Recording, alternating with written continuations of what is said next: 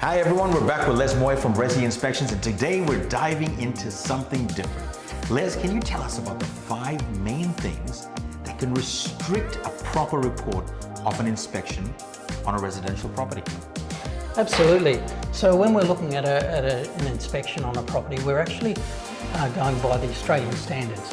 And there's some things that we list in there as general restrictions. One is just the linings on the walls and ceilings. When we can't get to something that's obstructed, unfortunately, Junaid, I don't have X-ray vision. But if we can't get to something, then it is classed as a restriction. Okay. Secondly, if somebody's living in the property, often they've got furniture, they've got wall hangings, they've got things against the wall. If those are moved away, that's good. That helps us be able to inspect.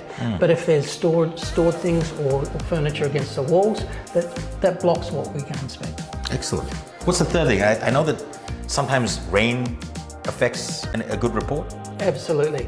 So especially on the roof, we can't get onto the roof for safety reasons if it's wet. But also, depending, I have been at some inspections that had to go ahead, even though it was downpour, right? Okay.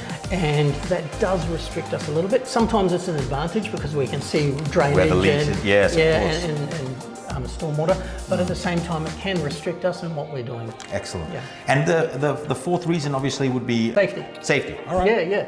So sometimes, especially on high roofs, 2-story roofs, workplace health and safety just means that we can't do it if there's a high pitch on the roof, if it's steep or if it's too high. We're not going to risk our lives, unfortunately, or not unfortunately. We don't risk our lives just to produce a report. But we do our best to try to inspect those areas in other ways. Excellent. And what's number 5? So one of the things that is really restrictive, roof spaces are unfortunately really not a safe environment for us to be in. But it's really hot in there as well, right? It can be hot. Yeah. It can be very small. There can be sharp objects in there. And there's often a lot of restrictions like ducting for air conditioning. Insulation, absolutely. Yeah. And sometimes if there's been termite damage in the house or some other issues, then we have to be very careful whether we enter the area or not.